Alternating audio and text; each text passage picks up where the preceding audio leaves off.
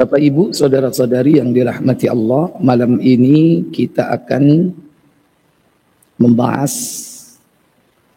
dua nama di antara orang-orang saleh yang sebagian dari para ulama mengklaim bahwa keduanya adalah seorang nabi, yaitu Daniel dan Uzair. Keduanya berasal dari kalangan Bani Israel. Wallahu a'lam. Ini sebagian dari pendapat para ulama. Bahkan khususnya Daniel ini ada yang berpendapat bahwa jauh beliau ada sebelum Nabiullah Isa alaihi salatu wassalam. Dan pembahasan tentu Nabi Isa sudah pernah kita lakukan. Adapun menurut urutannya mestinya belum. Karena insyaallah yang akan datang kita akan masuk pembahasan Nabi Zakaria. Syekh Muhammad Salim bin Aid Al-Hilali dalam Qisasul Anbiya, beliau memasukkan dua nama ini sebagai jajaran para nabi. Berdasarkan satu riwayatnya dari athar sahabat bahwa Abu Yunus bin Bukhair merupakan salah satu yang meriwayatkan tentang keberadaan Daniel. Dia mengatakan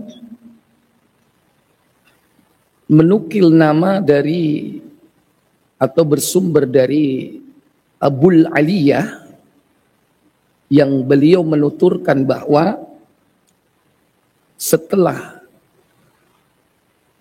beliau melakukan ekspedisi bersama kaum muslimin menaklukkan salah satu kota di Persia yang bernama Tustar. Kota Tustar bagian dari kota yang ada di negeri Persia. Ketika itu setelah mendapatkan kemenangan, kaum muslimin melakukan penggeledahan di rumah yang sangat dihormati oleh mereka.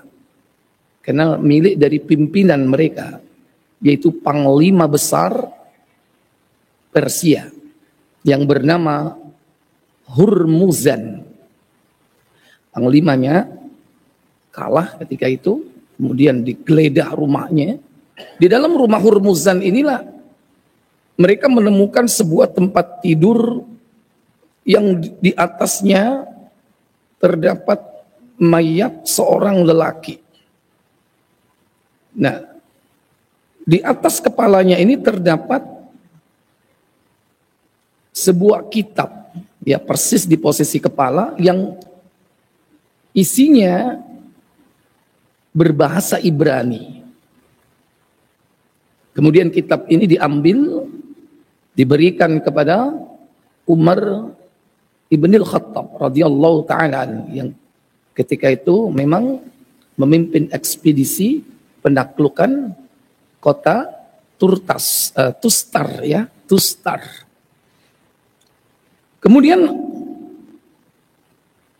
Umar Ibnul Khattab radhiyallahu taala anhu memanggil Ka'ab bin Ujrah untuk mentranslate kitab tersebut dari bahasa Ibrani menuju ke bahasa Arab.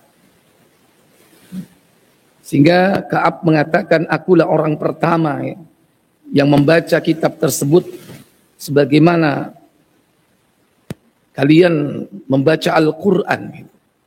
Itu pengakuan Ka'ab. Lantas aku bertanya kepada Abul Aliyah, apa saja yang tertulis di dalamnya, katanya. Maka Abul Aliyah menjawab, yang mengikuti ekspedisi penaklukan ini, dia mengatakan sirah sejarah kalian, termasuk sebagian dari urusan kalian. Juga keindahan kalam kalian, keindahan Al-Quran yang akan diturunkan kepada Nabi Muhammad SAW, dan termasuk berbagai perkara yang akan terjadi di masa yang akan datang, kata Abul Aliyah. Kemudian Yunus bin Bukhair kembali bertanya, apa yang kalian lakukan terhadap mayat laki-laki itu? Pada keesokan harinya, katanya, kami menggali 13 kuburan di beberapa lokasi terpisah. Setelah malam menjelang kami baru menguburkannya.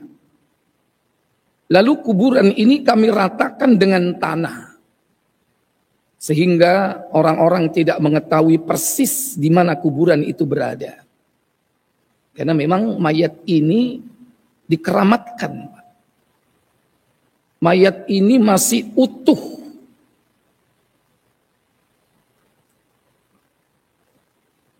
Padahal sudah ratusan tahun ini mayat. Disimpan di rumah Hurmuz. Dan kondisinya masih seperti orang yang baru mati tadi pagi. Atau yang barusan mati. Dagingnya ya masih seperti orang hidup. Padahal usianya ratusan tahun. Hal ini untuk mencegah hal-hal yang tidak diinginkan, terutama kekufuran yang dilakukan oleh orang-orang Persia. Apa yang mereka, orang-orang Persia, harapkan dari mayat tersebut? Yes, apa saja yang berkaitan dengan mayat itu, apapun yang dimiliki. Maka Abul Aliyah mengatakan, apabila langit tidak menurunkan hujan, mereka menampakkan dipannya sehingga hujan pun turun. Ini yang dilakukan oleh orang-orang Persia. Mayat itu dikeluarkan sama dipannya ketika mereka diterpa oleh musibah kekeringan dan paceklik. Ini yang dilakukan mereka. Jadi dipakai untuk apa? Tabarruk. Atau dipakai untuk mendatangkan manfaat. Ini anggapan mereka seperti itu. Dan tentunya ini adalah tipu daya syaitan.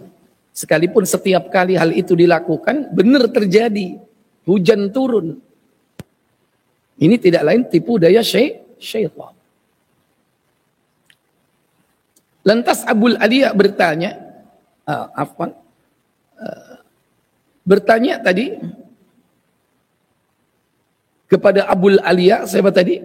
Yunus bin Bukhair, apa? Atau siapa yang meninggal itu menurut kalian? Kemudian Abul Aliyah menjawab, dia adalah seorang lelaki yang bernama Daniel. Kalau sekarang ada nggak orang bernama Daniel? Ya mungkin karena barangkali mengikuti jenis nama ini ya. Daniel wallahu a'lam. Dan nama itu asing buat kita kaum muslimin ya. Tapi akrab di telinga orang-orang ahlul kitab ini. Daniel. Dia adalah seorang lelaki bernama Daniel. Sejak berapa lama dia atau kalian menemukan mayat ini? Kemudian Abul Aliyah menjawab pertanyaan Yunus bin Bukhair, yaitu sejak 300 tahun yang lalu dia sudah mati. Ini angka yang diperselisihkan oleh para ulama. Sehingga dari sinilah terjadi khilaf, apakah dia nabi atau tidak. Kalau dia seorang nabi, tentu dia meninggal jauh dari 300 tahun. Kenapa? Karena nabi terakhir dari kalangan Bani Israel, Nabiullah Isa. Sementara antara Nabi Isa dan Nabi Muhammad terpaut waktu 600 tahun berdasarkan hadis Bukhari. 600 tahun. Tapi ini cuma 300. Kalau itu memang benar, berarti bukan nabi. Berarti mungkin dia seorang waliullah atau seorang saleh. Tapi masalahnya apa? Jasadnya ini utuh. Ya. Dan jasad orang yang meninggal yang masih utuh, yang pasti adalah salah satunya, yaitu jasad para nabi dan rasul. Dalam hadis Abu Dawud dikatakan, Innallaha harrama 'alal ardi an ta'kulal jasadal anbiya. Allah mengharamkan atas bumi untuk memakan jasadnya para nabi. Kalau dia memang nabi, tentu 300 tahun itu nggak cocok, nggak match gitu. Tapi kalau dilihat dari segi keutuhan jasadnya, ini luar biasa. Kemungkinan dia seorang nabi.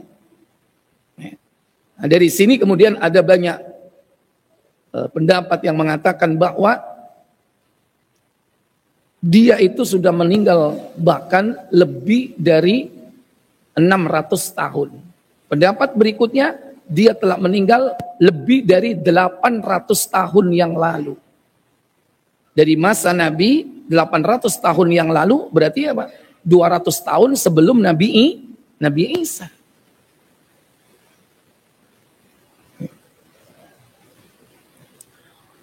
Kemudian ditanya oleh Yunus bin Bukhair, Abul Aliyah menjawab, apakah ada perubahan pada jasad tersebut? Tidak ada. Tidak ada perubahan jasad sama sekali. Selain beberapa helai rambut kepalanya yang berada di belakang. Sungguh jasad para nabi tidak akan dirusak bumi dan tidak akan dimakan binatang buas. Kata Abul Aliyah. Ketika ditanya oleh Yunus bin Bukhair, jasad Nabi itu tidak akan dimakan oleh binatang dan dimakan oleh bumi. Nah, ini berdasarkan hadis Nabi yang saya sampaikan tadi. Sanad hadis ini sampai kepada Abul Aliyah, akan tetapi jika sejarah wafatnya tercatat 300 tahun, maka dia bukan seorang nabi. Kata Syekh Salim. Ya. Melainkan hanya seorang yang salih. Kemudian antara Isa putra Maryam dan Nabi Muhammad tidak terdapat seorang nabi. Itu udah jelas. Karena antara Nabi Isa dan Nabi Muhammad tidak diselipi atau tidak muncul seorang nabi pun. Terakhir Nabi Isa dari kalangan Bani Israel, baru kemudian Nabiullah Muhammad SAW dari Bani Ismail, dari bangsa Arab.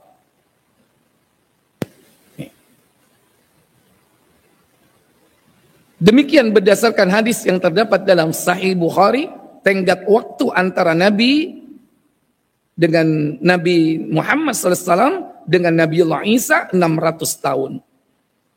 Serta ada juga yang menyebutkan bahwa tenggat waktunya 800 tahun, wallahu a'lam. Demikian pula disebutkan sejarah wafatnya berawal sejak 800 tahun yang lalu. Dan itu masanya mungkin lebih mendekati bahwa dia adalah seorang nabi. Wallahu a'lam. Makanya di judul tak tulis alaihis salam ya. Karena masih ada beberapa pendapat yang mengatakan bahwa beliau bukan seorang nabi. Dan nabi yang kita ketahui jumlahnya memang banyak, 124.000 nabi. Tetapi tentu belum ada kepastian. Sampai-sampai Nabi sendiri kalau belum ada kepastian, beliau ketika ditanya, saya tidak tahu apakah fulan itu Nabi, apakah tidak. Dalam sebuah hadis riwayat Abu Dawud, beliau sendiri mengatakan begitu. Kalau belum ada yang qat'i, jelas bahwa itu adalah Nabi berdasarkan wahyu dari Allah. Diriwayatkan dengan sanad sahih kepada Abul Aliya bahwa panjang hidungnya adalah 1 jengkal. Sejengkal seberapa, Pak? Ini panjang hidungnya, berarti orangnya besar, Pak. Gede. Makanya disimpan nih. Dari Anas bin Malik dengan sanad jayyid bahwa panjang hidungnya 1 hasta. Ini lebih panjang lagi. 1 hasta. Berarti raksasa dong. Tapi kita tidak heran. Karena sebelum-sebelumnya juga ada orang-orang yang gede seperti itu. Seperti yang dilawan oleh Daud, siapa itu? Jalut, ya kan? Terkenal dengan besar, tinggi. Jalut. Sehingga bisa jadi dia ini termasuk dari kalangan nabi-nabi terdahulu. Wallahu a'lam. Ibnu Abid Dunya meriwayatkan dari Abdurrahman bin Abu Zanad, dari ayahnya dia bercerita, aku pernah melihat di tangan Abu Burda bin Abi Misa al-Ash'ari. Abu Burda, putra dari Abu Musa al-Ash'ari, terdapat sebuah cincin yang permatanya dilukis dengan singa, yang di antara keduanya terdapat seorang atau seseorang, dan kedua singa itu menjilati orang tersebut. Abu Burda memegang sebuah cincin yang permatanya itu direlief, dilukis, seorang berada di tengah, dijilati dengan 2 singa. Kemudian Abu Burda mengemukakan cincin tersebut adalah milik orang yang sudah menjadi mayat itu, yang penduduk negeri ini mengklaimnya sebagai Daniel. Penduduk negeri itu, mana tadi? Tustar, mengklaim bahwa itu adalah milik Daniel, mayat yang berada di rumah panglima mereka. Kemudian Abu Musa al-Ash'ari mengambil cincin itu pada saat pemakamannya. Makanya ada di tangan Abu Burda. Karena dia anak dari Abu Musa al-Ash'ari. Ternyata cincin itu diambil ketika pemakaman tersebut. Karena Abu Musa saat itu ikut ekspedisi dalam penaklukan Tustar. Abu Burda berkata, kemudian Abu Musa bertanya kepada ulama negeri tersebut mengenai lukisan yang terdapat di cincin tersebut. Maka mereka menjawab, sesungguhnya kerajaan yang Daniel berada di dalam kekuasaannya pernah didatangi oleh ahli nujum dan orang-orang yang berilmu. Lalu mereka berkata kepadanya, itu kepada rajanya, sesungguhnya pada malam ini katanya telah dilahirkan seorang anak laki-laki yang akan merongrong dan merusak kerajaanmu. Ini kata ahli nujum. Sejarah berulang. Ini kan kayak ceritanya siapa ini? Ceritanya Ibrahim, ceritanya ceritanya Nabi Musa ya, yang rata-rata para penguasa zalim ini takut kepada hadirnya seorang figur yang akan menghancurkan kerajaannya. Lagi-lagi yang datang dari bisikan syaitan. Lewat siapa? Agennya. Para dukun dan ahli nujum. Raja itu berkata, Demi Allah, pada malam itu tidak ada seorang pun lelaki yang hidup, melainkan dibunuh. Hanya saja akhirnya mereka menangkap orang yang dipanggil dengan Daniel. Berarti dia sudah gede gitu. Tapi dia termasuk orang yang ditangkap. Lalu mereka mencampakkannya. Dimasukkan ke dalam sebuah tempat untuk dimakan oleh singa. Ini cara orang-orang dulu mengeksekusi itu, Pak. Kejam, Pak, ya. Dimakanin kemana? Harimau, singa, buaya, ular. Ya. Begitu orang-orang dulu. Dan tentu itu matinya cepat atau pelan ya? Ya. Kemudian ternyata singa itu malah menjilati Daniel dan tidak membahayakannya, nggak mau makan, Pak. Singa itu menjilati, katanya. Lulut apa istilahnya apa? Jinak gitu. Dijilatin itu. Padahal Daniel ini bukan tukang sirkus ya. Tapi kok bisa seperti itu kalau tidak memang dapat karunia dari Allah? Ini bagian daripada karomah ya. Atau kalau Nabi itu termasuk di antara mukjizat, kalau dia wali adalah karomah. Kemudian setelah itu ibunya datang. Lalu dia mendapati kedua singa yang berada dekat Daniel itu menjilatinya, sehingga dengan demikian ibunya merasa lega karena singa itu tidak membahayakan putranya. Dan dia bersyukur karena Allah menyelamatkan anaknya, yaitu Daniel.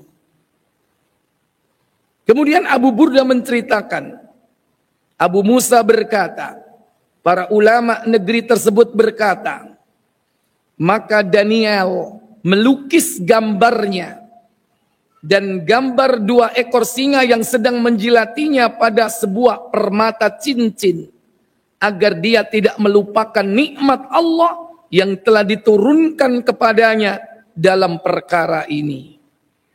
Sanad hadis ini hasan, ya, asar dari sahabat. Dan dilihat dari sanadnya hasan. Ini yang dinukil oleh Syekh Salim bin Id al-Hilali dalam kitab beliau Qisasul Anbiya, ya. Tentang siapa? Daniel. Wallahu a'lam. Kalau pengen tahu cerita-cerita seperti ini yang benar yang mana itu kapan, Pak? Halo? Di surga, ya benar. Kalau di dunia nggak akan bisa terkuak cerita sebenarnya. Nanti di surga itu salah satunya kita pengen apa? Pengen tahu kisah orang-orang soleh dulu yang sebenarnya itu kayak apa sih? Kalau senang-senang itu mah iya. Itu kepuasan jasmani kita, kepuasan biologis kita. Tapi kepuasan itu bukan hanya biologis. Kepuasan materi oke lah di surga pasti. Ya. Kepuasan apa lagi? Kepuasan biologis jangan tanya, ya kan? Minimal istri 2, maksimal 72, ya kan? Kepuasan apa? Kepuasan ilmiah. Kepuasan ilmiah itu penting. Karena banyak kisah-kisah yang kita sendiri belum tahu secara pasti sampai hari ini. Contoh, kisah Ashabul Kahfi. Tahu nggak berapa pemuda yang ada di Ashabul Kahfi? Yang ada di goa itu, Ashabul Kahfi? Ya, tidak disebutkan di situ secara fix berapa jumlahnya. Karena di situ ada banyak pilihan. Biarkan itu menjadi misteri yang kita mungkin pengen nanti berharap mendapatkan kisah itu secara lengkap, jelas, valid ya dari Allah Tabaraka wa Ta'ala. Dan tidak ada waktu kecuali ketika di surga. Banyak kisah-kisah seperti itu. Antum pengen tahu bagaimana kisah tentang sejarah perang Badar, ya kan? Tentu ada hal-hal yang mungkin terpotong kisah tentang sejarah itu. Atau bahkan ada yang dibumbu-bumbui. Nah ini yang berbahaya ini kalau udah dibumbui gitu loh. Tentang nabi-nabi, 124 ribu nabi itu bukan sedikit Pak, banyak. 313 rasul. Sementara kita tahu rasul hanya terbatas. Nggak lebih dari 25. Nggak lebih. Rasul itu padahal 313 rasul. Gimana kisah Zulkarnain? Gimana kisah bangsa Ya'jud Ma'jud? Kita hanya mendapatkan sepotong-sepotong kisah itu. Antum nanti kalau di surga silakan. Pengen tahu kisah itu? Allah akan tunjukkan kayak antum menonton film kali ya. Wah. Itu tapi ilmiah itu. Kayaknya orang-orang saleh yang patut menjadi contoh. Sekalipun sudah jelas dan pasti bahwa orang yang di surga mereka adalah orang-orang yang memang dipilih oleh Allah Jalla wa'ala karena iman dan amal salehnya. Tentu tidak jauh beda dengan kisah-kisah yang mereka lihat itu. Yang beda apa? Klasternya doang, ya kan? Kalau pengen tahu tokohnya nanti bisa. Dzulqarnain misalnya, ada di klaster mana di surga? Kan ada 10 klaster, ya kan? Kita nggak tahu. Nabi siapa lagi? Yang jelas para nabi, para rasul sebagian besar di mana? Al-Firdaus, Jannatul Firdaus. Apalagi Rasulullah udah jelas dan pasti. Beliau berada di surga Firdaus. Dalam sebuah hadis ketika Aisyah melihat sakit beratnya Nabi SAW ketika menjelang wafat beliau. Baik, ikhwatal iman, azzani Allah wa iyyakum. Inilah salah satu di antara kisah orang saleh yang bernama Daniel. Berikut yaitu Uzair.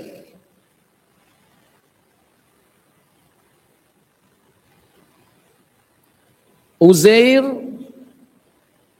dia juga termasuk orang saleh dari kalangan Bani Israel. Sebagian mengatakan bahwa beliau adalah seorang nabi. Uzair ini hidup antara masa Nabiullah Daud dan Sulaiman. Ada lagi yang berpendapat dia hidup antara Nabi Zakaria dan Yahya. Uzair. Yang jelas bahwa dia adalah dari kalangan Bani Israel. Dia memiliki keutamaan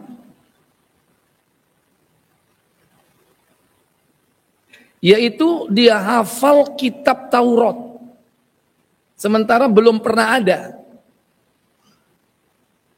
orang yang bisa menghafal kitab Taurat sebegitu banyak. Jadi kitab Taurat tidak terbatas yang dibawa oleh Nabi Musa. Yang orang mengatakan the 10 commandment ya, atau 10 apa? 10 perintah itu hanya sebagian pokok besar dari isi Taurat. Perkara-perkara ahkam. Nah, Uzair ini diberikan oleh Allah kelebihan bahwa dia adalah hafal kitab Taurat. Ya. Ibnu Asakir meriwayatkan dari Ibnu Abbas radhiyallahu taala anhuma, di mana Abdullah bin Abbas radhiyallahu taala anhuma bertanya kepada Abdullah bin Salam. Perlu diketahui bahwa Abdullah bin Salam adalah mantan Yahudi yang masuk Islam. Sedikit Pak orang Yahudi yang masuk Islam itu. Dalam hadis itu Abdullah bin Salam ya. Satu lagi pemuda yang menjelang kematiannya kemudian diperintah mengucapkan kalimat tauhid, bersyahadat, dia ucapkan syahadatain. Itu salah satu juga. Kalau Salman Al-Farisi itu bukan Yahudi, tapi Majusi. Ya, bangsa Persia. Tapi sempat juga dia diperbudak oleh Yahudi dalam perjalanan keislamannya sebelum menemui Rasul sallallahu alaihi wasallam. Masuk agama Nasrani pernah, setelah dia jadi Majusi, masuk Nasrani, kemudian diperbudak oleh Yahudi. Akhirnya berjumpa Nabi sallallahu alaihi wasallam. Sedikit sekali. Makanya kalau seandainya ada ulama Yahudi 10 orang aja masuk Islam, semua orang Yahudi pasti akan masuk Islam. Jangankan 10, 2 aja nggak ada. Nah, Abdullah bin Salam ini termasuk orang yang faham kitab Taurat.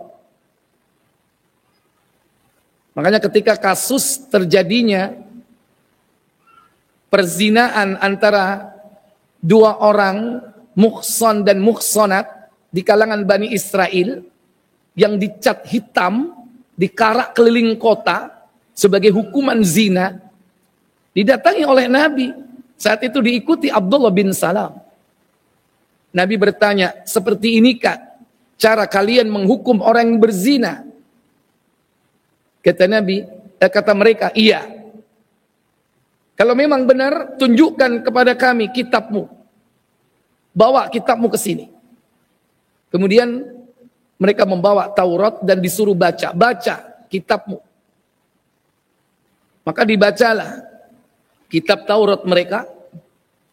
Ketika sampai di ayat tentang rajam, yang membaca ini menutupi ayat itu, lafaz atau teksnya itu dengan tangannya. Nah, Abdullah bin Salam faham itu. Maka Abdullah bin Salam mengatakan, Rasul perintahkan dia membuka tangannya. Setelah dibuka, ternyata di bawah tangan itu terdapat teks hukuman rajam. Akhirnya mereka dihukum rajam. Ini salah satu di antara kiprah Abdullah bin Salam radhiyallahu taala an. Nah, Abdullah bin Abbas bertanya kepada Abdullah bin Salam tentang surah At-Taubah ayat 30.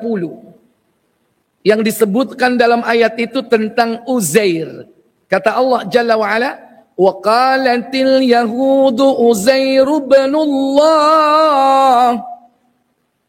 Wa qalatil yahudu Uzair ibnullah wa qalatin nasara وقالت النصارى المسيح ابن الله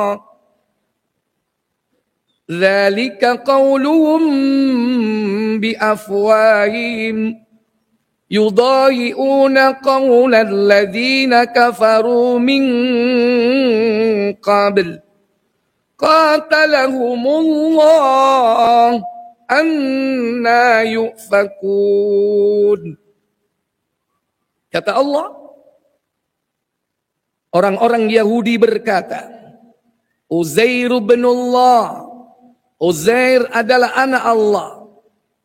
Dan orang-orang Nasrani berkata, Al-Masih ibnullah, Al-Masih, putra Maryam, dikatakan bahwa dia adalah anak Allah. Dzalika qauluhum bi afwahihim. Yang demikian ini ucapan dari mulut-mulut mereka. Yudahi'una qaulal ladzina kafaru min qabl.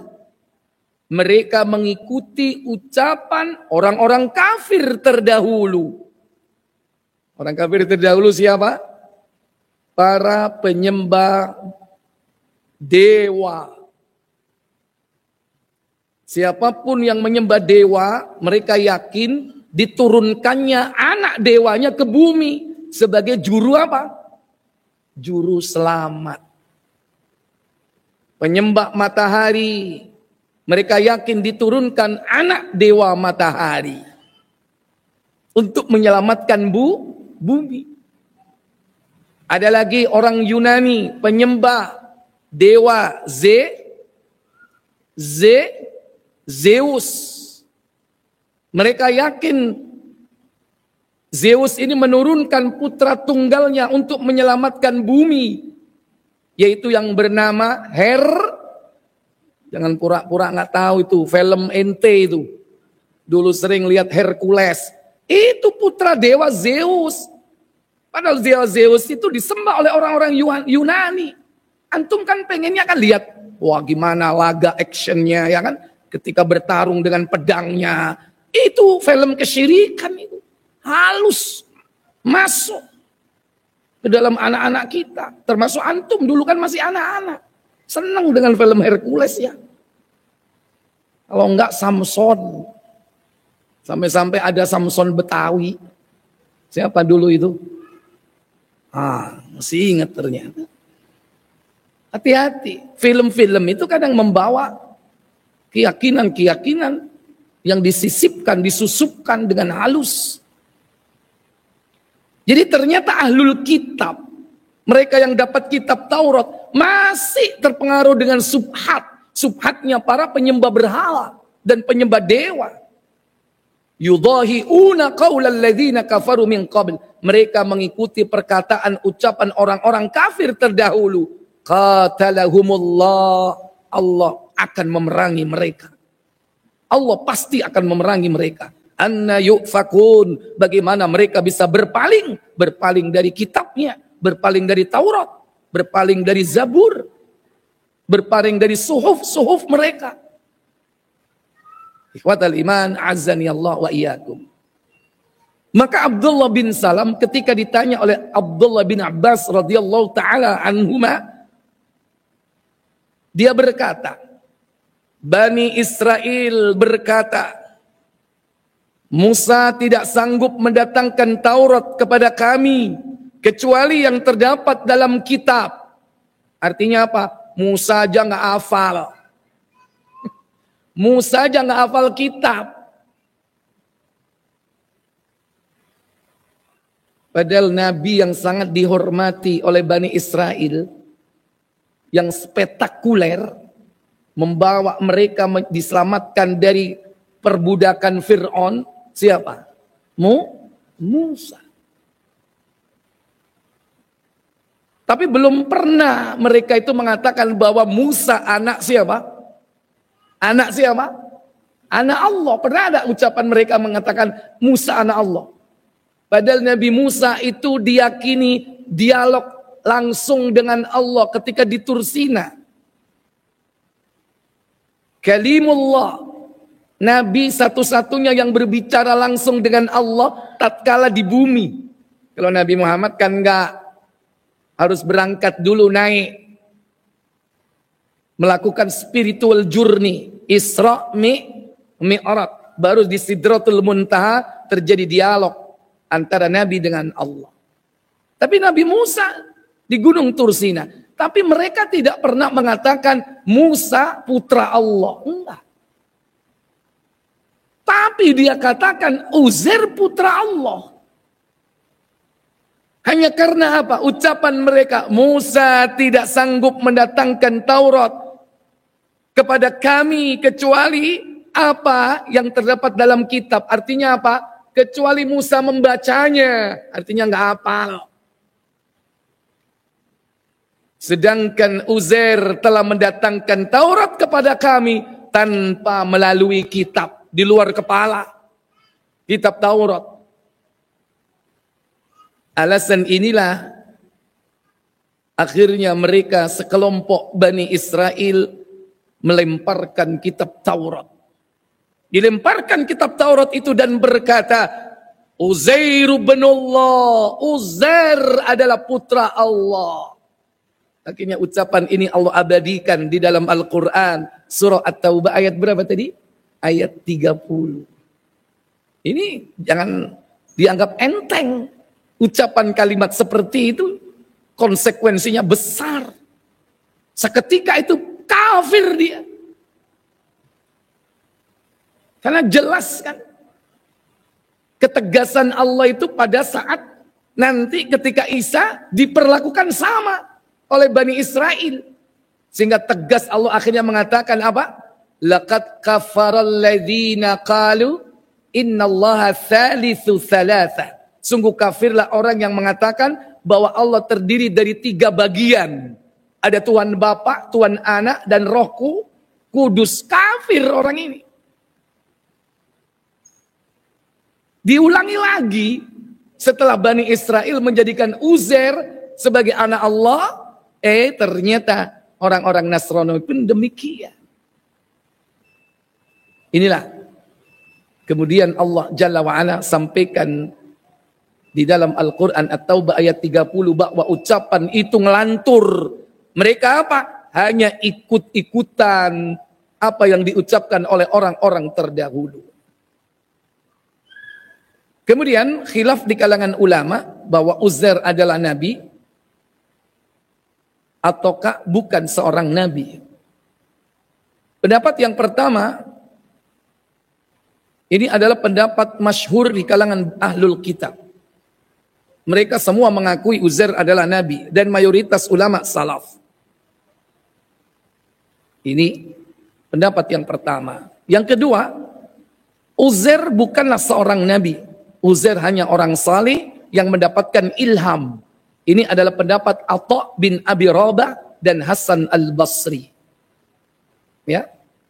Dua tabi'in ini berpendapat bukan seorang nabi. Kemudian mereka yang mengakui bahwa Uzair itu adalah seorang nabi mengaitkan dengan sebuah peristiwa bahwa ada seorang nabi itu ketika dia sedang istirahat di bawah sebuah pohon, kemudian dia digigit semut. Lantas semut itu pun dicari lubang sarangnya dan dibakar semuanya. Dari situlah kemudian Allah menegur nabi tersebut. Diriwayatkan dalam sebuah hadis riwayat Bukhari dan juga dalam Sunan Abu Dawud, an Abi Hurairah an Rasulillah sallallahu alaihi wasallam, dari Abu Hurairah dari Rasul sallallahu alaihi wasallam, anna namlatan qarasat nabiyan minal anbiya. Seekor semut menggigit seorang nabi di kalangan para nabi. Fa amara biqaryatin namli. Kemudian beliau menghancurkan sarang semut tersebut.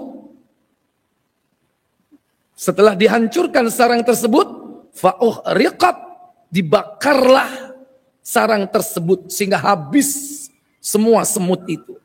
Fa auhallahu ilaihi, lantas Allah menurunkan wahyu kepadanya. Afi an qarasatka namlatun ahlakta ummatan minal umami tusabbih. Apakah lantaran hanya seekor semut menggigitmu, kemudian kau hancurkan masyarakat semut, makhluk yang bertasbih kepada Allah Jalla wa'ala. Ini menandakan bahwa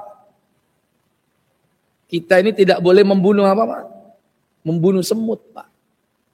Antum udah berapa kali membunuh semut Pak? Hah? Padahal membunuh itu karena dia orang itu dibunuh karena akibat dia membunuh. Itulah kisos. Kita ini sering mengkisos semut padahal belum pernah ada semut membunuh manusia. Tapi kita gampang mengkisosnya. Ada nggak manusia dibunuh semut? Nggak ada. Tapi antum begitu sakit diambil, diapain ini Pak? Sampai jadi abu atau nggak berbentuk sama sekali. Habis. Ikhwatal iman azani Allah wa iyyakum. Dari hadis ini kita mendapatkan pelajaran bahwa Allah Jalla wa Ala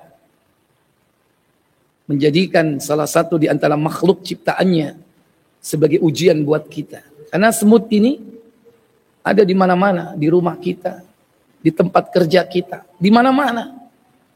Jadi kita ini mudah berinteraksi dengannya. Dan tidak sedikit kemungkinan terjadi kita ini digigit olehnya. Bahkan makanan kita dimakan oleh semut. Ikhwatal iman azani Allah wa iyyakum. Nah, sebagian ulama mengkaitkan yakni Uzair itu tidak lain yang dimaksud dengan hadis ini. Ini yang dimaksud dengan Uzair. Makanya Syekh Salim mencantumkan dalam kitab beliau pembahasan tentang Uzair, yaitu hadis ini disebutkan bahwa yang dimaksud kemungkinan besar dia adalah Uzair. Terlepas simpang siur pendapat para ulama apakah Uzair itu nabi atau bukan seorang nabi. Wallahu a'lam. Baik, bagaimana menurut Nabi sendiri? Apakah beliau seorang nabi? Kita akan lanjutkan setelah adzan dan kita laksanakan sholat. Insya Allah kita lanjutkan sedikit tentang bagaimana pendapat Rasulullah SAW tentang Uzair. Wallahu a'lam. Melanjutkan pembahasan tentang Nabiullah Uzair atau salah satu di antara orang-orang yang disebutkan di dalam Al-Quran, yaitu Uzair, yang kemudian karena dia memiliki keutamaan dari orang-orang yang lain, maka dia sampai diperlakukan melebihi dari yang sewajarnya. Itu karena memiliki keutamaan. Maka yang mengklaim bahwa Uzair itu adalah nabi,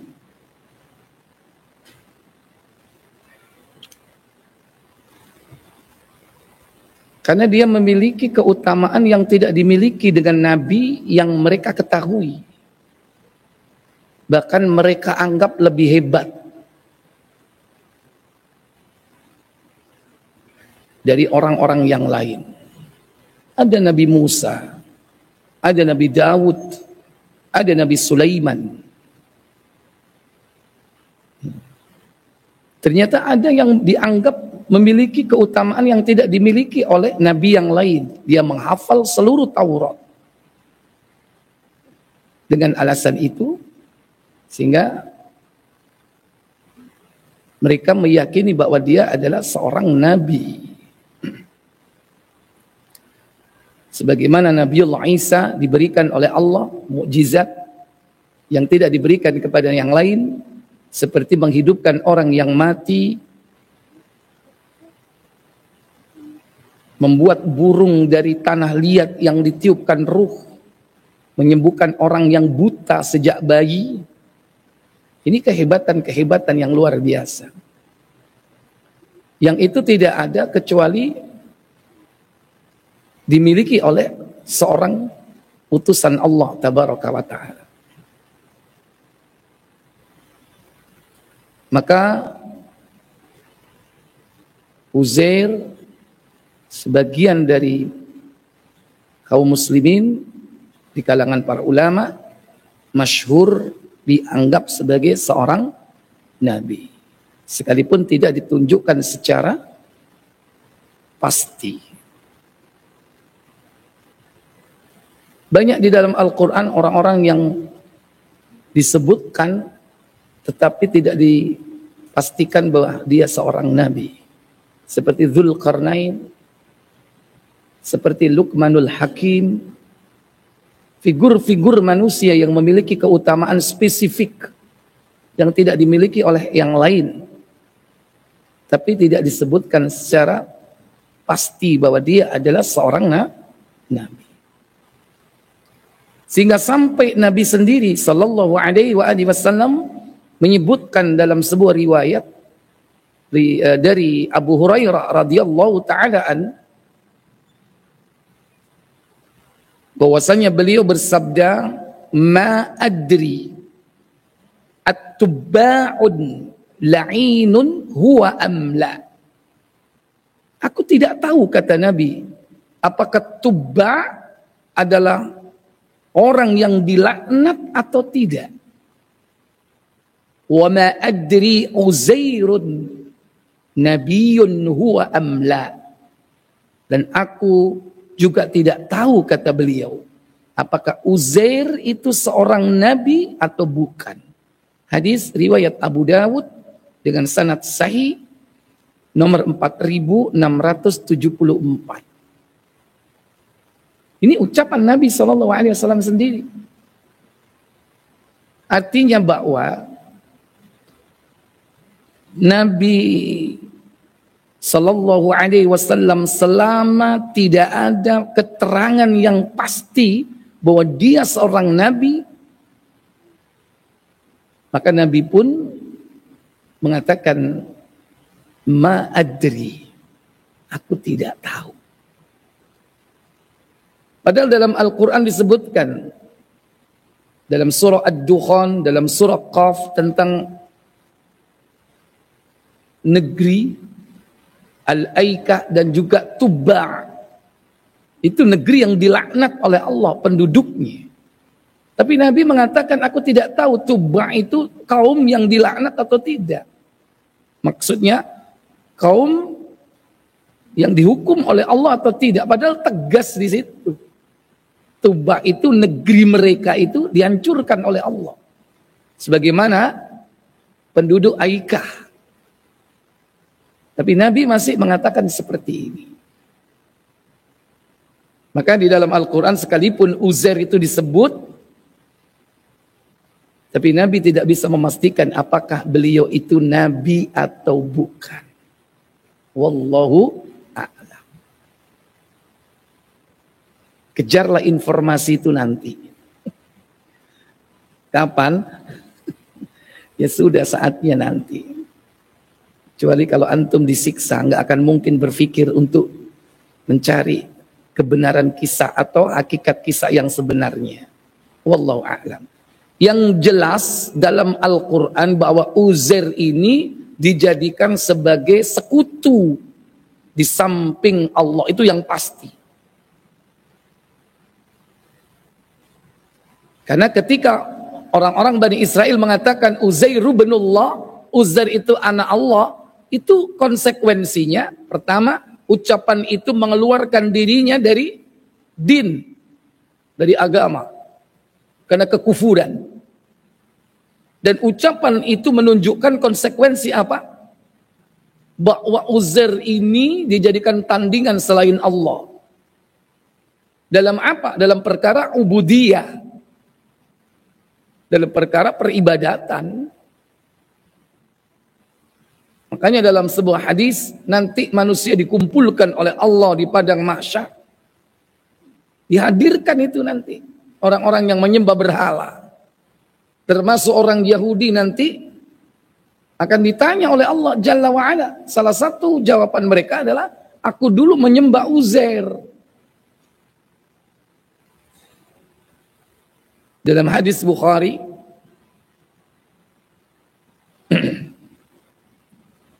yang bersumber dari sahabat,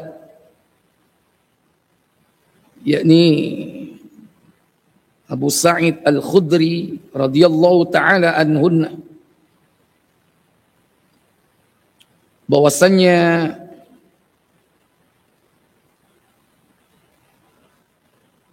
beberapa orang datang kepada Nabi bertanya kepada beliau, ya Rasulullah,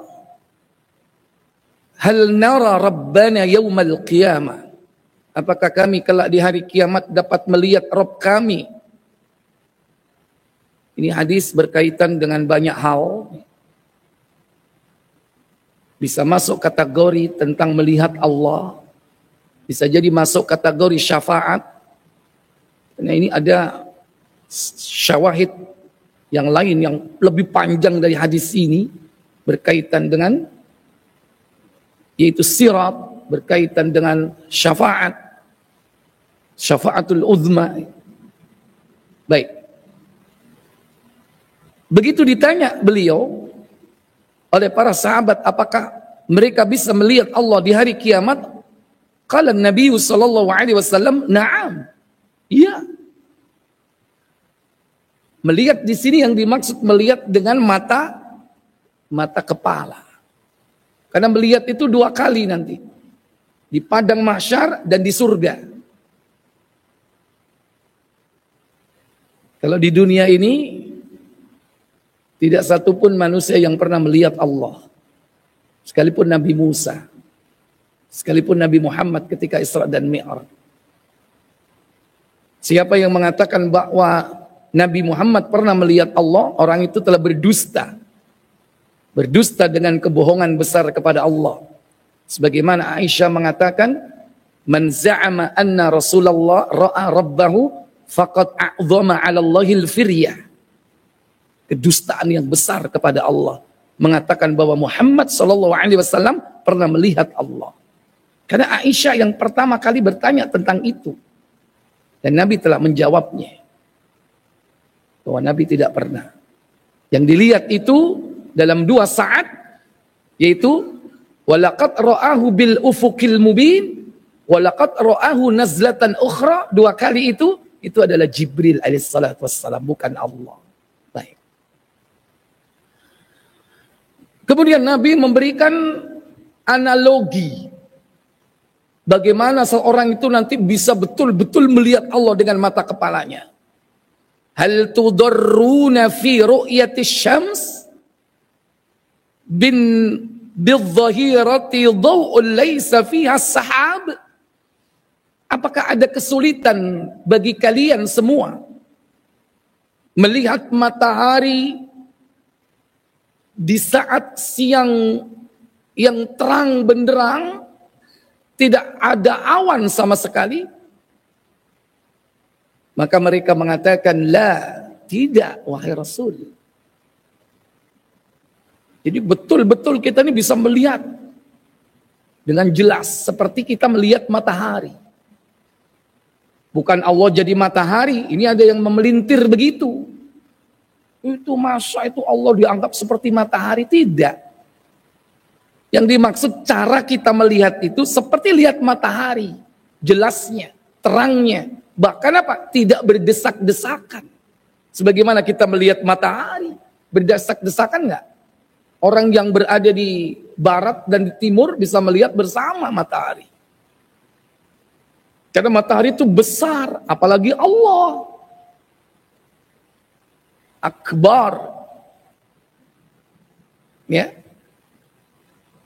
Nabi bertanya, "Wa hal tudarruna fi ru'yatil qamari lailatal badri dhaw'un laysa fiha sahab?" Apakah kau sulit melihat bulan purnama di tengah malam yang tidak berawan? Maka mereka menjawab, "La, tidak," katanya. Qala an-nabiy sallallahu alaihi wasallam, maka Nabi bersabda, "Ma tudarruna fi ru'yatillahi azza wa jal yaumal qiyamah." Kalian tidak akan pernah kesulitan kelak melihat Allah azza wa jalla saat di hari kiamat. Illa kama tudarruna fi ru'yati ahadihima. Sebagaimana kalian melihat matahari dan bulan. Idza kana yaumul qiyamati adzana muadzdinun. Ketika hari kiamat kelak, maka terdapat penyeru yang berseru. Tatba'u kullu ummatin ma kanat ta'budu. Maka setiap umat hendaklah mengikuti apa yang dulu pernah dia sembah. Maksudnya yang menyembah bintang disuruh ikut bintang, menyembah matahari disuruh ikut matahari.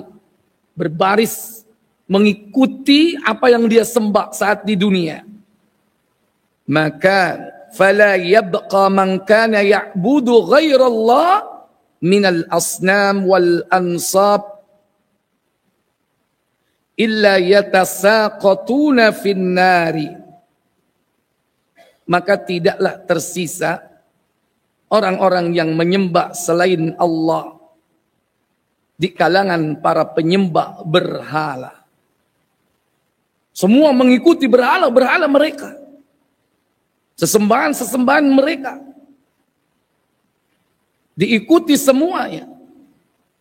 Yatasaqatuna finnar, digiring mereka bersama-sama menuju ke neraka. Dijungkir balikan bersama berhala sesembahan mereka. Yang orang-orang kafir itu nanti digiring dalam neraka jahanam berombong-rombongan. Allah katakan, wasiqal ladzina kafaru ila jahannama zumara. Orang-orang kafir digiring menuju ke neraka jahanam berombong-rombongan, mengikuti berala-berala mereka. Hatta idza lam yabqa illa man kana ya'budullaha, hingga tidaklah tersisa melainkan hanya orang-orang yang menyembah Allah, orang yang bertauhid. Barrun au fajirun, baik orang yang saleh ataupun para pendosa. Orang yang bertauhid tapi juga berdosa. Termasuk wa gubbaratu ahlil kitab, sebagian dari ahlil kitab tersisa di situ. Siapa ahlul kitab? Yahud wan Nasara. Yahudi dan Nasara. Kemudian fayud'al yahudu, dipanggil orang-orang Yahudi. Fayuqalu lahum, dikatakan kepada mereka, man kuntum ta'buduna, siapa yang kau sembah dahulu ketika kau di dunia? Qalu, mereka mengatakan, kunna na'budu Uzair bin Allah. Dulu kami menyembah Uzair, putra Allah. Ini pengakuan orang Yahudi. Berarti Uzair disembah. Bukan hanya ucapan mereka mengatakan Uzair adalah anak Allah, tapi konsekuensinya apa? Mereka menyembah Uzair. Dan itu diucapkan kelak oleh mereka. Fayuqalu lahum, dikatakan kepada mereka, kadzabtum, kau telah berdusta. Mattakhadallahu min sahibatin, Allah tidak pernah memiliki pasangan hidup, tidak pernah punya istri, wala waladin, dan juga tidak pernah memiliki anak. Famadza tabghun, apa yang kau inginkan? Qalu, mereka berkata, atishna, kami haus wahai Allah. Berarti mereka minum telaga Nabi atau tidak? Karena masing-masing Nabi punya telaga. Seluruh para Nabi punya telaga. Telaga Nabi paling banyak pendatangnya. Tapi banyak di kalangan mereka diusir dari telaga para Nabi mereka masing-masing. Kenapa? Karena menyelisih para Nabi mereka. Ini menyelisih para Nabi mereka. Sekalipun mereka menyembah Allah, tapi juga menyembah selain Allah. Ini sudah fatal. Maka mereka kehausan. Tentu orang yang berhasil meminum telaga Rasul Sallallahu Alaihi Wasallam, pasti dia akan dihilangkan haus untuk selama-lamanya. Faskina, beri kami minum. Fayusharu ala tarduna wa yuksharuna ilan nar. Maka mereka digiring, dikumpulkan mereka bersama-sama, digiring menuju ke neraka. Ka'annaha sarabun yahtimu ba'duha ba'dha. Neraka itu bagaikan fata morgana, yang satu dengan yang lain itu saling menjilat, memakan satu dengan yang lain. Fayatasaqatuna finnar, mereka kemudian dibenamkan, ya, dimasukkan, dibenamkan oleh Allah ke dalam neraka tersebut. Thumma yud'an an-nasara fayuqalu lahum man kuntum ta'budun. Berikutnya kemudian dipanggil orang Nasara, dikatakan kepada mereka, siapa yang kalian sembah dulu? Qalu, mereka mengatakan, kunna na'budul Masih ibn Allah. Kami dulu menyembah Al-Masih, putra Allah. Sama kasusnya. Ini kaum muslimin kalau menyembah kuburan kira-kira ditanya nggak ya? Halo? Nyembah kuburan, nyembah wali, ya. Bisa jadi diperlakukan sebagaimana ahlul kitab seperti ini. Mereka semua akhirnya apa? Dijungkir balikkan ke dalam neraka jahanam. Maka orang-orang Nasara pun diperlakukan sama seperti orang-orang Yahudi. Mereka digiring. Fakadzalika mithlal awwal, sebagaimana sebelumnya. Hatta idza lam yabqa illa man kana ya'budullaha, hingga tidaklah tersisa di antara manusia melainkan orang-orang yang menyembah Allah. Min barri au fajirin, baik orang yang saleh ataupun orang yang durjana. Atahum rabbul alamin, kemudian Allah mendatangi mereka. Fi adna suratin minallati ra'auhu fiha, dalam keadaan atau dalam gambaran atau bentuk sebagaimana yang pernah mereka pelajari di dunia. Fayuqal, dikatakan kepada mereka, madza tantazirun, apa yang kalian tunggu?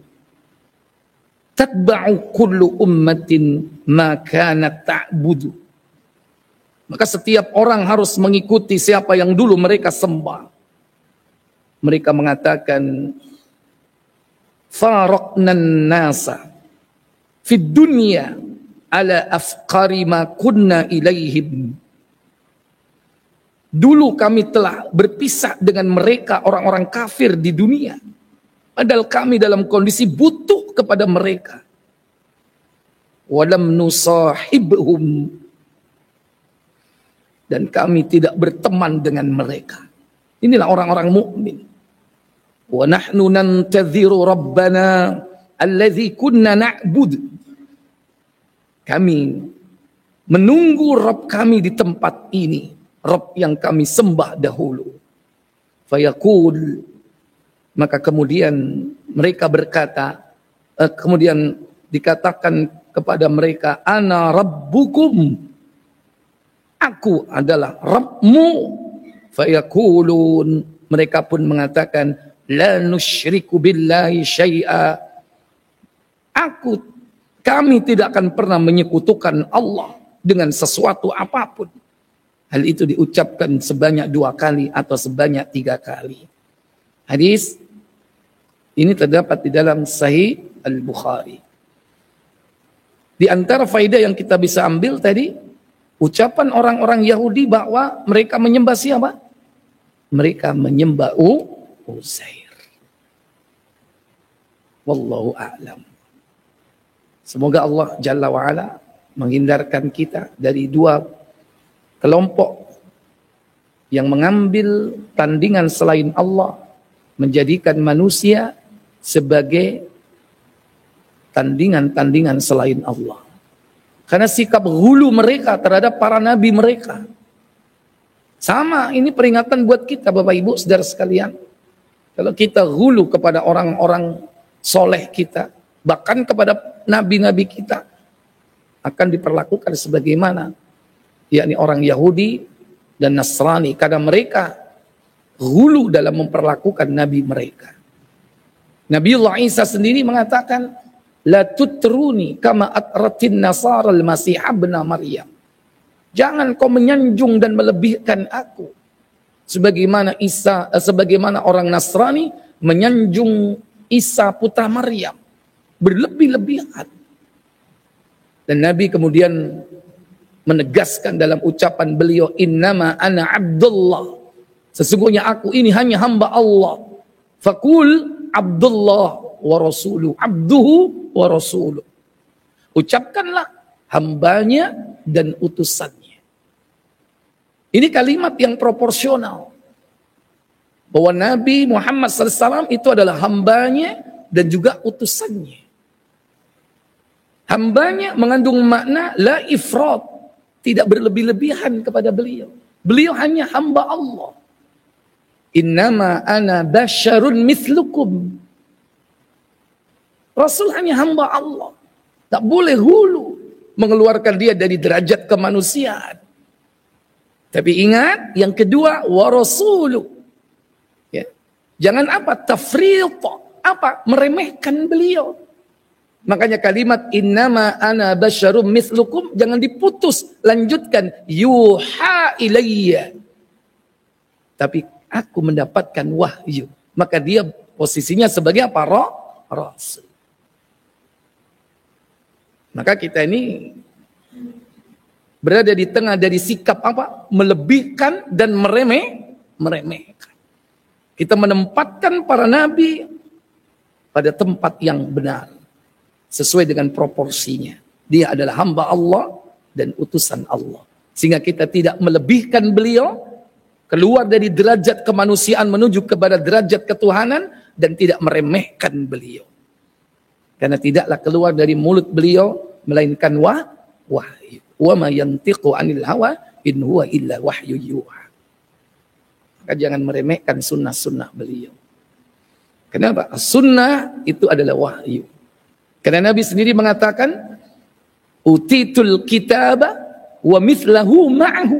Aku telah diberi oleh Allah Alkitab wa mithlahu ma'ahu, dan yang sepertinya bersamanya, yaitu as-sunnah.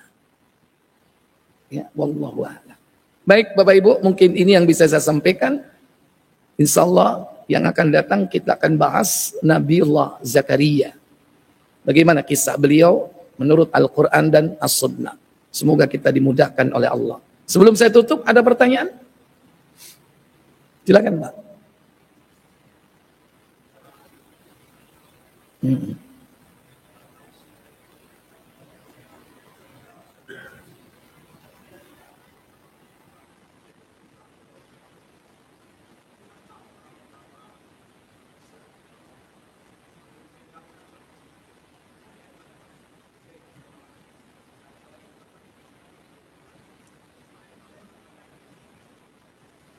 Ya.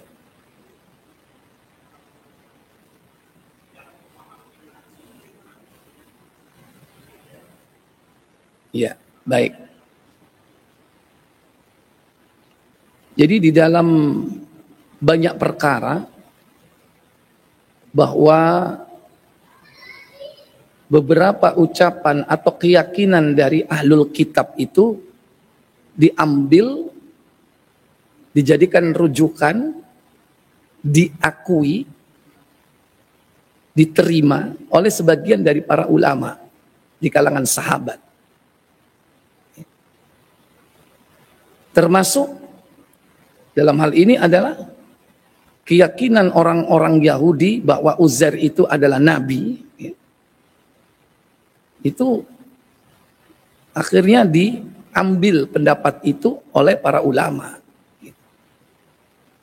Tapi sungguh pun demikian,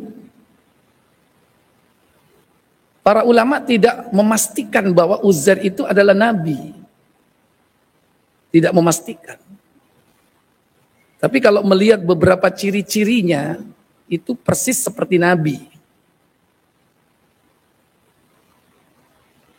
Pertama, kesetaraan di dalam ayat Allah At-Taubah 9 ayat 30. Ya. Isa itu nabi enggak? Dijadikan sebagai anak Allah.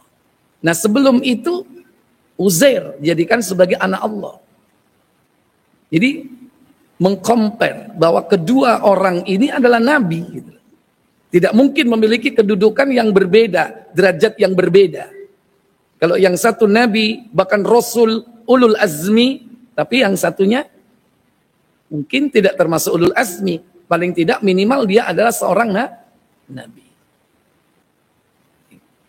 Kemudian yang kedua yaitu tentang keutamaan Uzair itu hafal dari kitab Taurat. Sementara nabi-nabi sebelumnya nggak ada yang hafal Taurat.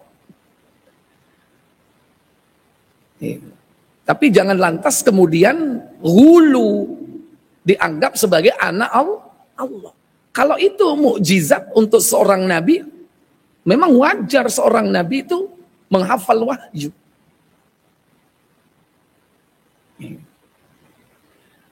Jadi di sini para ulama sekalipun seandainya mereka berpendapat ya bahwasannya Uzair itu adalah nabi, tapi mereka tidak memastikan bahwa Uzair itu adalah nabi. Apakah para ulama tidak tahu riwayat tentang hadis Abu Hurairah tersebut? Sangat paham, sangat tahu. Gitu. Justru itu para ulama kemudian tidak gegabah, lantas memastikan bahwa Uzair adalah nabi. Cuman berpendapat. Banyak pendapat dari para ulama seperti Dzulqarnain itu dikatakan sebagai nabi. Dalam tafsir Ibnu Katsir, kalau kita membahas surah Al-Kahfi tentang kisah Dzulqarnain, ada beberapa pendapat dari kalangan sahabat bahwasannya Dzulqarnain itu seorang nabi. Tapi tidak disebutkan lugas ya, statement bahwa Dzulqarnain nabi, nggak ada. Gitu. Tapi kalau kita melihat kisahnya, dia diberikan oleh Allah Jalla wa'ala wewenang silat. Ketika dia berada di negeri timur ya, negeri barat tempat matahari terbenam dulu ya kan, bertemu dengan suatu kaum yang durjana. Kata Allah, silakan kau apakan dia, terserah kamu. Kalau dia nurut dengan perintah Allah, silakan bebaskan dia. Kalau enggak, hukum dia. Diberi kebebasan. Ketika datang ke negeri timur tempat matahari terbit misalnya, juga demikian, diberi kebebasan, diberi kemampuan yang luar biasa, pasukan perang dan teknologi yang belum pernah dimiliki oleh nabi-nabi sebelumnya. Bisa menyambung dua gunung ya kan, dua gunung disambung untuk menutup celah Ya'juj Ma'juj. Belum lagi diberi kemampuan memahami seluruh bahasa. Seluruh bahasa di bumi ini dikuasai oleh Dzulqarnain. Sehingga dia datang negeri timur, negeri barat bisa berdialog, berdakwah. Termasuk ketika berada di utara. Yaitu ketika menemui sekelompok orang yang meminta pertolongan untuk terbebas dari keganasan Ya'juj Ma'juj. Itu orang yang sangat terisolasi, tidak mengerti bahasa pada umumnya karena hidup terpencil. Tapi Dzulqarnain diberi kemampuan untuk memahami bahasa mereka. Luar biasa kan? Nah, ada yang mengatakan dia adalah seorang nabi di kalangan para ulama. Wallahu a'lam. Padahal Nabi Muhammad SAW tidak pernah menyampaikan bahwa Dzulqarnain seorang nabi. Begitu. Karena melihat ciri-cirinya, sifat-sifat yang ada pada orang tersebut, itu sudah sampai kepada derajat tingkat kenabian. Tapi mereka tidak memastikan para ulama, kecuali disebutkan dalam ayat secara qat'i, sebagaimana nabi-nabi yang lain. Seperti Nabi Musa, ya kan? Nabi Dawud, Nabi Sulaiman, jelas di situ.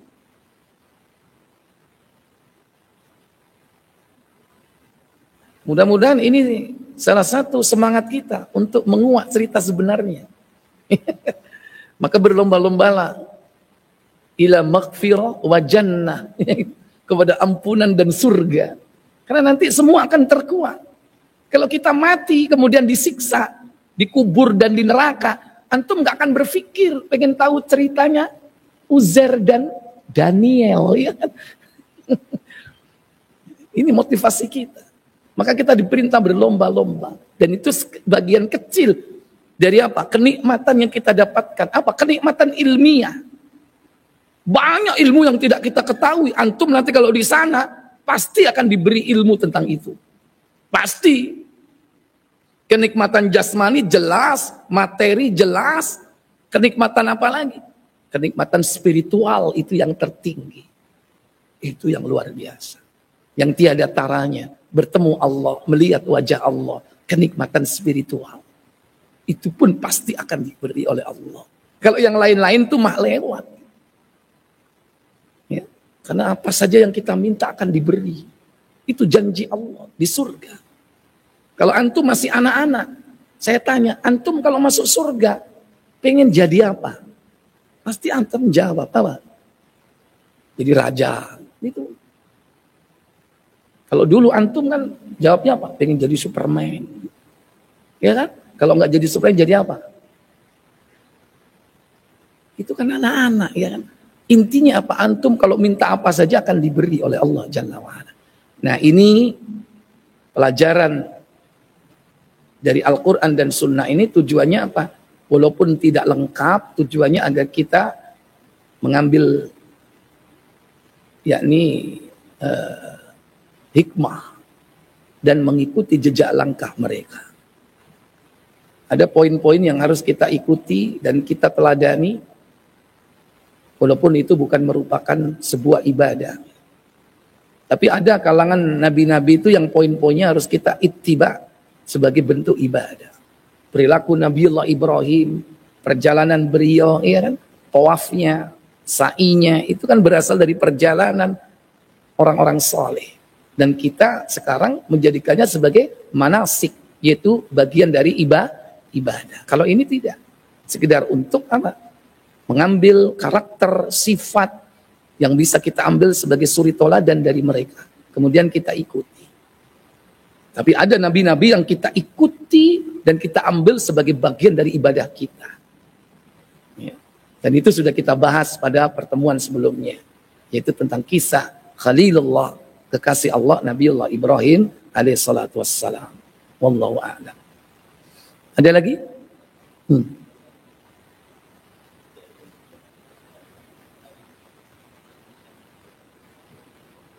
Yang mana? Yang Daniel itu nggak ada, Pak. Daniel dalam Al-Quran tidak ada. Tapi dalam sirah, sejarah Khulafaur Rasyidin itu diterangkan. Kenapa? Umar ibnul Khattab ketika memimpin penaklukan kota Tustar itu tadi, itu menemukan jasad Daniel itu dan dikubur pada masa beliau. Jadi bukan melihat Quran ya, tapi betul-betul ngalami. Ini jasad utuh ini. Kalau jasad utuh itu nggak ada kecuali orang-orang yang memang diberi oleh Allah Jalla wa'ala kelebihan. Bukan karena dia dibalsem seperti Fir'aun. Atau bukan karena dia ditaruh di sebuah pohon, di sebuah pulau. Namanya Terunyan di Bali sehingga dia jasadnya utuh.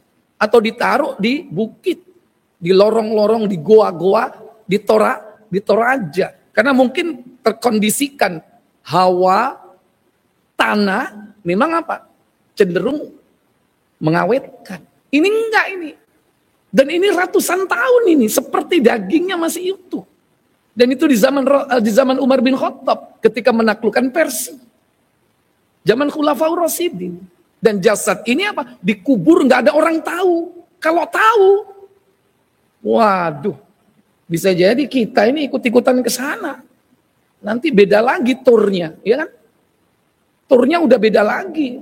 Mekah, Medina, Tustar nanti. Ya kan? Tustar. Makanya Umar bin Khattab mengubur nggak ada orang yang tahu. Kalau tahu, sekarang aja masih ada kok. Habis Mekah, habis Medina ke Mekah. Kemana? Ke Jirona. Di Jirona tanya, mana sumur Jirona? Katanya lebih hebat dari air Zam-Zam. Ada yang seperti itu. Padahal udah dikubur, ditutup sumurnya. Nggak ada, disembunyikan. Itu aja masih cari-cari. Itulah orang kita. Belum lagi di bukit, di gunung Arafah ya. Jabal Rahmah ya. Iya, itu aja ditulis-tulis. Itulah salah satu di antara tipu daya setan yang tidak akan pernah berhenti sampai akhir zaman. Makanya kita beruntung bertemu dengan orang-orang saleh, para pemuka di kalangan sahabat yang tauhidnya luar biasa, menutup segala celah kesyirikan. Bersyukur kita. Kalau enggak, wah sudah. Pasti manusia banyak tergelincir. Sampai hari ini juga begitu, bersyukur kita. Dengan adanya Saudi sekarang ini ya. Makam Rasulullah terjaga, terbebas dari apa? Kesyirikan. Ya. Itu aja masih ada nyuri-nyuri kan. Kita nggak tahu ketika dia ucapkan saat berada di makam Rasulullah, dia minta kepada Allah atau minta kepada Rasul, kita nggak tahu. Tapi sekarang kita bersyukur. Bayangkan kalau seandainya dibebaskan di situ. Wah, itu tentu akan ada banyak giliran maulid Hari pertama Saudi, kedua negeri mana, akhirnya sebulan itu penuh seluruh negara minta bagian sehari untuk mengadakan maulid di dekat makam Nabi. Pasti itu kan terjadi kalau dibiarkan. Kita bersyukur, ada nggak maulid di Saudi? Nggak ada. Tapi bukan berarti mereka nggak cinta sama Nabi. Mereka mencintai dengan cara cinta yang benar, menempatkan beliau sesuai dengan porsinya. Ya. Makanya kita selalu berdoa, Rabbana, apa? Wahai Rabb kami, jangan kau jadikan hati kami ini dengki kepada orang-orang pendahulu kita. Gimana kalimatnya itu?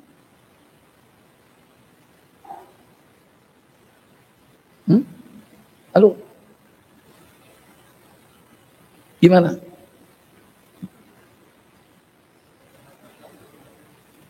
Hah? Rabbana wala taj'al fi qulubina ghillan. Ya. Wahai Rabb kami, jangan kau jadikan dalam hati kami itu apa? Ghillan. Apa? Ghillun, kedengkian. Lilladzina amanu, terhadap orang-orang yang beriman. Ghillun ini bahaya. Terutama bagi para pendahulu kita.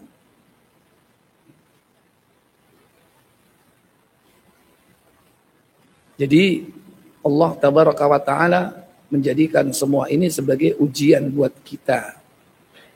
Maka di antara kita siapa di antara kita yang terbaik, yang tetap bertahan istiqomah dalam imannya, dalam amal solehnya. Wallahu a'lam. Makanya kita tetap minta supaya istiqomah di dalam keimanan kita, mengingat Allah dan bersyukur kepada Allah dan meningkatkan amal ibadah kita kepada Allah. Setiap hari kita berdoa. Di ujung sholat kita, di akhir dari sholat kita, kita minta kepada Allah supaya selalu istiqomah.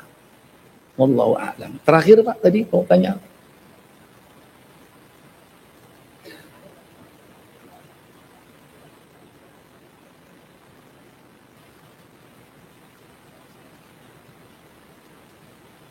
Ya, baik. Jadi kalau tadi disebutkan, semua orang mengikuti dulu yang mereka sembah. Kemudian yang disembah dengan yang menyembahnya dijungkir balikkan bersama-sama di neraka jahanam. Begitu kan tadi saya bilang. Kemudian jangan difahami bahwa penyembah Isa dan Isa yang disembah akan digiring bersama-sama masuk neraka jahanam. Bukan begitu maksudnya. Pertama, yang harus dipahami, yang disembah itu dulu ridho enggak dengan perilaku penyembahan manusia terhadapnya. Nah, itu nanti diadili oleh Allah. Apakah kau menyuruh manusia itu menyembah kamu? Gitu. Ditanya oleh Allah Jalla wa'ala. Sampai ibunya Maryam pun akan ditanya. Apakah engkau menyuruh manusia menyembah kamu? Ditanya semua. Dan itulah fungsinya keadilan, pengadilan Allah Jalla wa'ala di hari kiamat. Ini yang pertama, alasan yang pertama. Ya. Jadi tidak semerta-merta kemudian dihadirkan. Sama seperti orang-orang sekarang ya. Seandainya bukan Nabi, wali pun demikian. Apakah dulu kau minta ketika di dunia, kalau aku mati, mintalah kepadaku keberkahan. Gitu. Itu pun ditanya. Kadang-kadang kuburan seorang alim, seorang wali, ya, sekarang dijadikan sebagai tempat penyembahan, ngalap berkah, meminta di situ. Sementara penghuni kuburnya sendiri nggak tahu apa-apa, nggak ngerti, nggak nyuruh dulu. Dulu ya kuburan biasa, datanglah syaitan membisiki dia, kemudian apa? Kuburannya dikejeng, dibangun, dikasih kain putih, dipanjangin, supaya lain dari yang lain. Kan itu manusia. Sesudahnya. Yang terkena tipu daya syaitan. Bisa jadi yang dulu dikubur itu orang baik. Orang saleh. Waliullah. Tapi biasa-biasa saja kuburannya. Setan itu nggak pernah berhenti, Pak. Sekarang bahkan muncul kuburan-kuburan baru, Pak. Yang dulu nggak ada, muncul baru. Bisa jadi di dalamnya nggak ada apa-apanya, Pak. Cuman apa? Dalam rangka cari duit. Kenapa? Nanti kalau ada seperti itu bisa dibikin wisata religi. Parkir laku. Jual aqua laku, ya kan? Jual gorengan laku, jual kebab, jual macam-macam, pernik-pernik laku. Statement akhirnya apa? Tuh lihat, yang mati bisa menghidupi yang hidup. Itu statementnya. Lihat itu, yang mati bisa menghidupi yang hidup. Kalau seandainya di situ memang betul ada kuburan orang alim, apa benar statement itu yang mati menghidupi yang hidup? Hanya karena itu ekonomi berjalan, hanya karena ada kuburan yang dikeramatkan, ekonomi di sekitar itu, bisnis lancar dan sebagainya. Kemudian statement itu muncul. Seandainya betul-betul itu orang alim memang, tapi statement itu kesyirikan. Apalagi bukan kuburan siapa-siapa. Kadang kuburannya kuda. Ada itu. Memang kudanya orang alim gitu. Tapi ngapain didatangi? Itu terjadi. Ya. Kemudian yang kedua, alasannya nanti yang dijungkir balikkan itu bukan Nabi, hakikatnya yang mereka sembah itu adalah syaitan. Mereka yang nyembah Isa diwujudkan dalam bentuk patung atau minimal dalam bentuk apa? Salib. Ketika dia menyembah salib itu, hakikatnya yang disembah siapa? Syaitan, karena syaitan itu hadir di patung itu. Setan itu yang hadir di tempat penyembahan itu syaitan. Jadi nanti yang dihadirkan itu setan yang bercokol di patung-patung itu, di berhala-berhala itu kan bercokol syaitan di situ. Itulah nanti yang dihadirkan bersama-sama dijungkir balikan. Karena syaitan berambisi untuk disembah. Makanya seneng setan itu apa? Hadir nongkrong di patung-patung yang disembah oleh manusia. Antum nggak tahu kalau di patung Dewi apa ini? Kok tahu? Di situ ada syaitan. Antum kan nggak tahu kan? Makanya orang-orang yang dekat dengan syaitan di kalangan jin itu bisa melihat setiap patung yang mereka sembah itu ada hadir jin di situ. Antum melihat nggak di patung-patung itu ada jin? Nggak lihat kan? Bersyukur, alhamdulillah. Berarti antum normal. Justru kalau melihat di patung itu ada jinnya, antum nggak normal. Ya, berarti apa? Jadi paranormal nanti. Antum bisa melihat dunia lain. Karena jin itu senang bercokol di patung-patung. Karena dia berambisi untuk disembah. Nongkrong dia di patung. Lu nyembah gua nih. Nah, padahal itulah nanti yang dihadirkan di akhirat. Mereka dijungkir balikkan bersama-sama. Adapun perwujudan patung dari orang soleh itu. Orang solehnya ya enggak. Cuman sempat ditanya oleh Allah. Ketika hujah disampaikan, bukti ada, ya kan? Hujah kuat. Allah tidak akan menyiksa. Bukan kemauan para nabi, para rasul, bukan kemauan orang soleh. Tapi setanlah yang membuat tipu daya. Wallahu a'lam. Saya cukup. Subhanakallahumma wa bihamdik. Asyhadu an la ilaha illa anta. Astaghfiruka wa atubu ilaik. Wassalamualaikum warahmatullahi wabarakatuh.